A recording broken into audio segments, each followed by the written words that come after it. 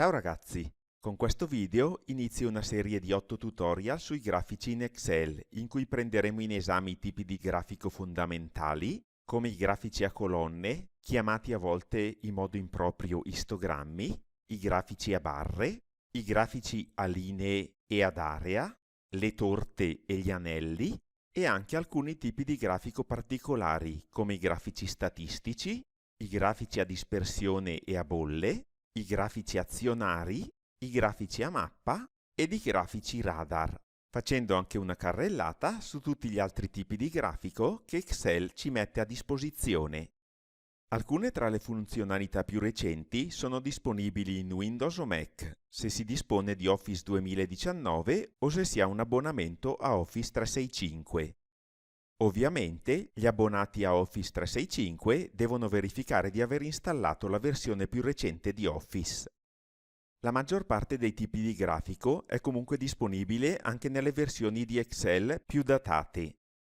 In questi tutorial impareremo a scegliere il tipo di grafico più adatto a rappresentare i dati a nostra disposizione, ad inserirlo nel foglio di lavoro, a spostarlo e a ridimensionarlo, a formattarlo e ad aggiungere o rimuovere su di esso alcuni elementi caratteristici. In questo primo video sui grafici iniziamo a parlare di grafici a colonne e di grafici a barre. Iniziamo! I grafici a colonne sono probabilmente il tipo di grafico più comune e vengono utilizzati per la visualizzazione di dati discreti. Excel permette di poter scegliere fra 7 sottotipi di grafico a colonne, 3 in 2D e 4 in 3D. In questo esercizio ho ripreso la tabella dei voti relativi al primo quadrimestre di uno studente nelle varie discipline che abbiamo già utilizzato nei tutorial sulla formattazione condizionale e sui grafici Sparkline ed ho rappresentato la media dei voti dello studente nelle varie discipline utilizzando appunto un grafico a colonne 2D. Selezioniamo ora il grafico creato e cancelliamolo mediante il tasto Canc da tastiera. Siamo ora pronti per creare il nostro primo grafico a colonne. Innanzitutto dobbiamo selezionare la colonna materia, compreso il titolo della colonna. Premiamo ora il tasto CTRL da tastiera e teniamolo premuto e selezioniamo la colonna media, compreso il suo titolo. Possiamo ora lasciare il tasto CTRL. Clicchiamo ora sulla scheda Inserisci, che è già selezionata, e nel gruppo Grafici clicchiamo sul pulsante Inserisci istogramma o grafico a barre. Come possiamo notare, facendo scorrere il mouse sulle varie anteprime, ci viene proposta sul foglio di lavoro un'anteprima del risultato finale. Clicchiamo sul grafico colonne 2D raggruppate. Immediatamente il grafico viene inserito nel foglio di lavoro e possiamo cliccare qui sulla parte bianca accanto al titolo, che si chiama Area del grafico, tener premuto e trascinarlo in modo da posizionarlo dove vogliamo. Vi do ora il primo utile consiglio. Se noi clicchiamo sul grafico e lo trasciniamo tenendo premuto il tasto Alt, il grafico si allinea automaticamente alle celle del foglio di lavoro. Questo ci permetterà in fase di stampa di avere dei risultati molto soddisfacenti. Selezioniamo ora le maniglie di ridimensionamento e sempre tenendo premuto il tasto Alt allineiamo tutti i lati del grafico alle celle del foglio di lavoro. Una volta inserito e dimensionato il grafico, possiamo notare che sulla ribbon sono comparse due nuove schede, la scheda struttura grafico e la scheda formato, che nelle vecchie versioni di Excel si chiamano progettazione e layout. Per prima cosa, nella scheda struttura grafico, andiamo sul pulsante layout rapido e selezioniamo il layout che fa al caso nostro, osservando innanzitutto le anteprime sul foglio di lavoro. Io di solito seleziono il layout 9, poiché mi consente di avere i titoli degli assi, la legenda ed il titolo del grafico. A questo punto possiamo selezionare uno qualsiasi dei layout prefatti osservando come al solito le anteprime, oppure possiamo cambiare i colori del nostro grafico mediante questo pulsante, che ci permette di selezionare una qualsiasi tavolozza a colori sia di tipo policromatico che monocromatico. Per il momento non selezioniamo nulla e lasciamo tutte le impostazioni predefinite, poiché vi voglio mostrare come si formattano le varie parti di un grafico. Innanzitutto vi faccio notare che ogni parte del grafico ha il suo nome. Tutta l'area esterna si chiama area del grafico. Cliccando 2 volte su di essa, si apre qui a destra una wizard in cui possiamo selezionare varie opzioni di riempimento a tinta unita, sfumato, con trama o immagine, a motivo oppure automatico e, selezionando una qualsiasi delle opzioni, regolare i colori e altre caratteristiche che variano in base al pulsante scelto. Per il momento selezioniamo un riempimento a tinta unita di colore azzurro. La seconda parte del grafico che voglio formattare è questa, si chiama area del tracciato. Come avete potuto notare, non appena l'ho selezionata, il menu qua in alto è cambiato e mi permette ora di regolare tutte le caratteristiche dell'area del tracciato. Ad esempio, impostiamo di nuovo un riempimento a tinta unita e scegliamo come colore un giallo chiaro, che avevo prima selezionato con l'opzione altri colori.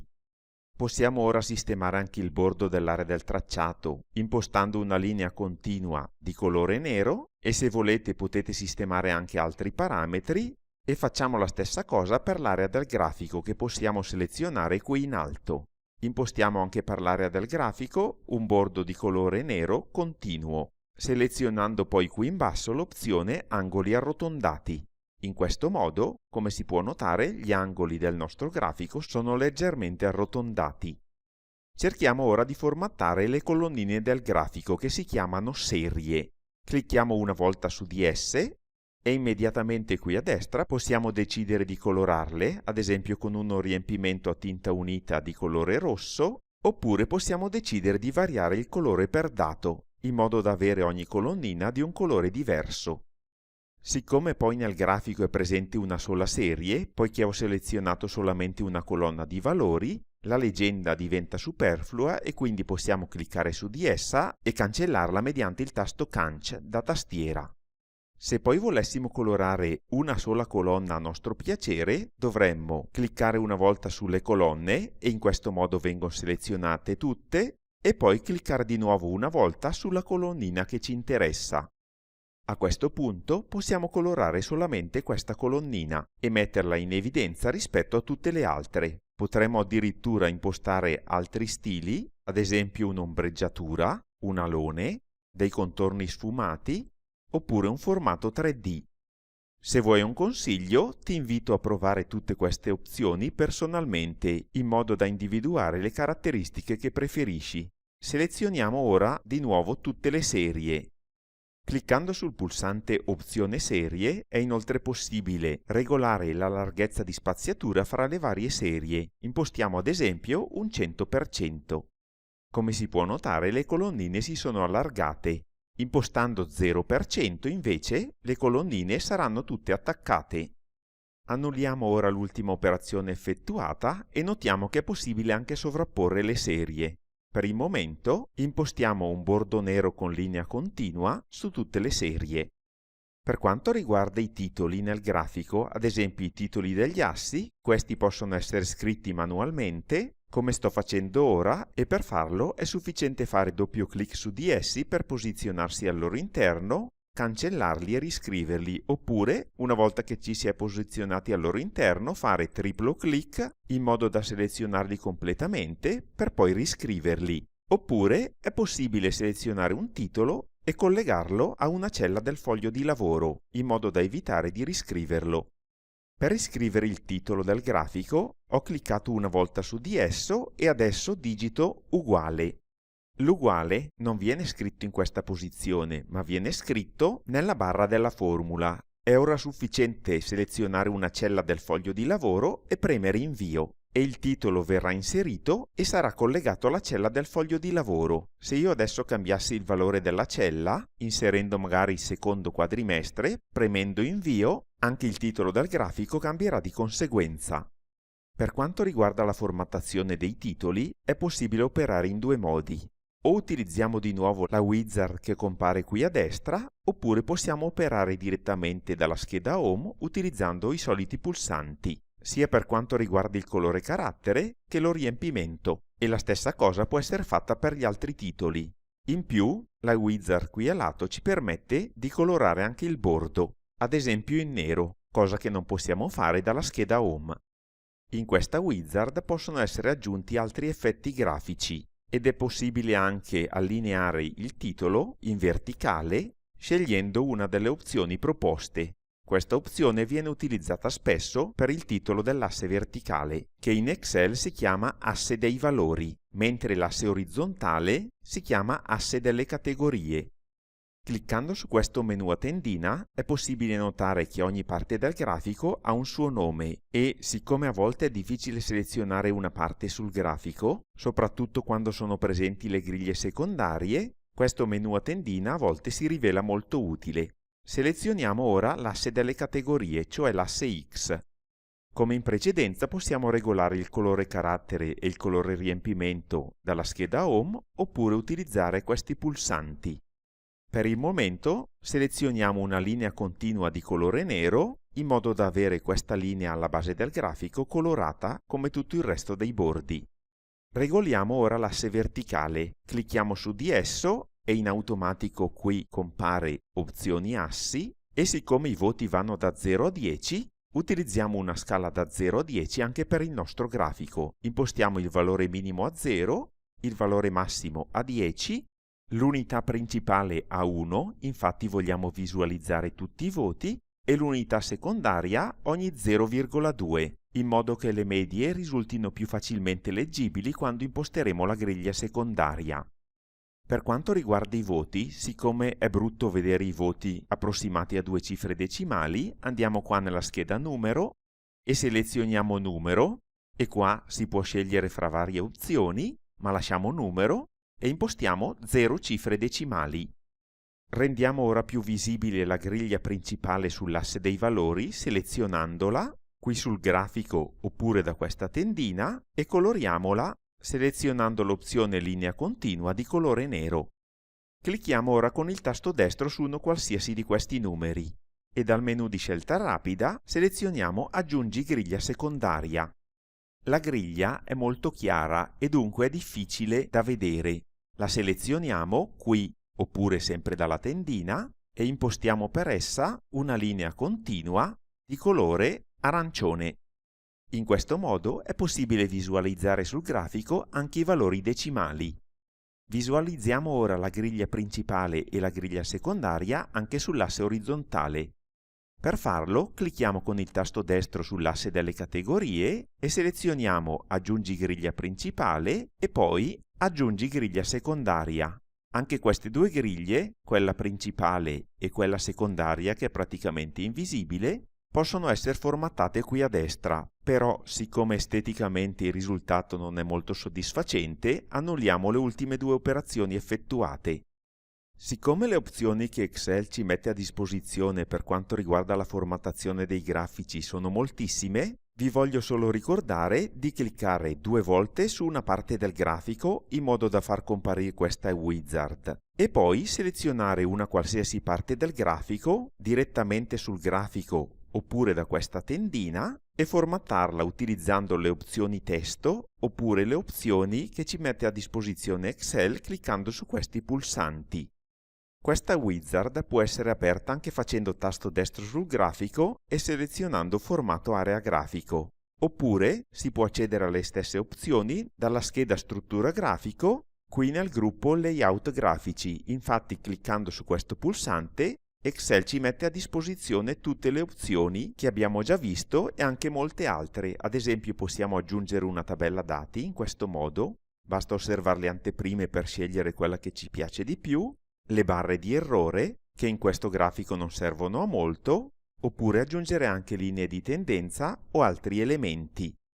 Molte di queste opzioni possono essere selezionate anche cliccando sul grafico e cliccando sui pulsantini che compaiono qui a destra del grafico. Il pulsante con il più ci permette di aggiungere vari elementi al grafico. Selezioniamo ad esempio etichette dati. È poi possibile, cliccando sulla freccina, disporre le etichette al centro, come mostra l'anteprima, sull'estremità interna, sulla base interna, sull'estremità esterna, opzione predefinita, oppure di impostare il callout dati. Lasciamo l'opzione predefinita e anche per tutte le altre opzioni è possibile selezionarle e poi impostare i parametri utilizzando la freccina qui a destra. Per questo primo grafico può bastare così. Vi faccio solo notare che, avendo allineato il grafico alle celle mediante il tasto Alt, ora possiamo impostare l'area di stampa in modo che sia la tabella che il grafico siano contenuti in un unico foglio, magari con allineamento centrato sia orizzontalmente che verticalmente. Siccome poi la pagina è più larga che alta, decidiamo di impostare una stampa orizzontale e clicchiamo su OK. Osservando l'anteprima, possiamo notare che tutto il nostro lavoro è allineato perfettamente al centro del foglio. Se invece il grafico non fosse allineato alle celle, probabilmente ci sarebbe più spazio a destra rispetto a sinistra, o viceversa. Quindi vi consiglio vivamente l'utilizzo del tasto Alt per allineare il grafico alle celle. Impariamo ora a inserire e a formattare un grafico a colonne 3D. Ora procederò in maniera abbastanza spedita, elencando solamente le poche differenze che ci sono fra un grafico 3D e un grafico 2D. Innanzitutto, siccome i dati sono adiacenti, possiamo effettuare un'unica selezione, evitando così di utilizzare il tasto CTRL. Andiamo poi su Inserisci, Grafico a colonne 3D raggruppate. Dunque, per inserire un grafico a colonne 3D si procede alla stessa maniera che per inserire un grafico a colonne 2D. Cancelliamo ora questo grafico mediante il tasto Canc e utilizziamo il grafico che ho inserito e formattato in precedenza. In un grafico a colonne 3D è possibile formattare la parete laterale. Cliccando 2 volte su di essa, si apre qui a destra la solita wizard in cui possiamo regolare le varie opzioni di formattazione. Possiamo inoltre formattare la base del grafico selezionandola da qua oppure qui dal menu a tendina e procedere in maniera analoga. È poi possibile formattare le serie. Clicco 2 volte su una colonnina qualsiasi e utilizzando questo pulsante è possibile selezionare anche la forma delle colonnine. Possiamo utilizzare parallelepipedi, piramidi intere, tronchi di piramide, cilindri, coni interi e tronchi di cono. Io nel mio esempio ho utilizzato i cilindri. Tutte le altre opzioni di formattazione sono simili a quelle utilizzate per i grafici a colonne 2D. Analizziamo ora un grafico in cui è presente più di una serie. La tabella riporta le precipitazioni in millimetri dal 1998 al 2007, suddivise per mese. Vogliamo realizzare un grafico a colonne delle precipitazioni avvenute nel primo quadrimestre. Selezioniamo dunque i dati come già fatto in precedenza ed inseriamo un grafico a colonne. Dopo aver operato ci accorgiamo che qualcosa non va. Il problema è questo. Siccome nella colonna più a sinistra non sono presenti delle parole bensì dei numeri, Excel ha messo nel grafico anche questa colonna, che è stata interpretata come una serie. Ed i suoi valori, come si può notare dalla colonnina in blu, sono molto più elevati rispetto a quelli relativi alle precipitazioni. Ogni volta che si presenta questo problema, cioè quando abbiamo dei numeri nella colonna più a sinistra della nostra tabella, è opportuno non selezionare tale colonna, ma solamente le colonne relative alle serie. A questo punto possiamo inserire il grafico, che risulterà molto più leggibile, e siccome sull'asse delle categorie non vogliamo avere questi numeri che non significano nulla, bensì i dati presenti nella colonna A della nostra tabella, dobbiamo andare qui nella scheda struttura grafico e cliccare sul pulsante Seleziona dati. A questo punto andiamo a modificare le etichette dell'asse orizzontale, cioè l'asse delle categorie. Clicchiamo su Modifica, selezioniamo i nostri dati numerici relativi agli anni e clicchiamo su OK. Come possiamo notare dal grafico, tutto ora funziona correttamente e possiamo confermare la nostra decisione con un altro OK. Ora che il grafico ci soddisfa, possiamo collegare il suo titolo premendo uguale al titolo della tabella che selezioniamo e confermiamo con invio. Ora sposto il grafico tenendo premuto il tasto Alt da tastiera in modo da allinearlo alle celle del foglio di lavoro. Lo ridimensiono in modo opportuno e cancello il grafico fatto in precedenza mediante il tasto Canc. Ora vi voglio mostrare qualche trucchetto che vi farà risparmiare un sacco di tempo. Innanzitutto, selezionando il grafico compaiono questi tre pulsantini. Vediamo l'utilizzo del filtro. Utilizzandolo è possibile analizzare solamente i mesi che ci interessano. Ad esempio, io ho analizzato il primo bimestre. Cliccando su Applica, il grafico riporterà solamente i dati relativi a gennaio e febbraio. Torniamo alla situazione iniziale e clicchiamo di nuovo su Applica. Utilizzando il filtro è anche possibile selezionare solamente gli anni che ci interessano e poi cliccare su Applica. In questo modo ho eliminato i primi 4 anni e ciò mi ha consentito anche di vedere che in tabella è presente un errore, che vado subito a correggere. Ora che ho risistemato la giusta sequenza degli anni, riseleziono tutto e clicco di nuovo su Applica.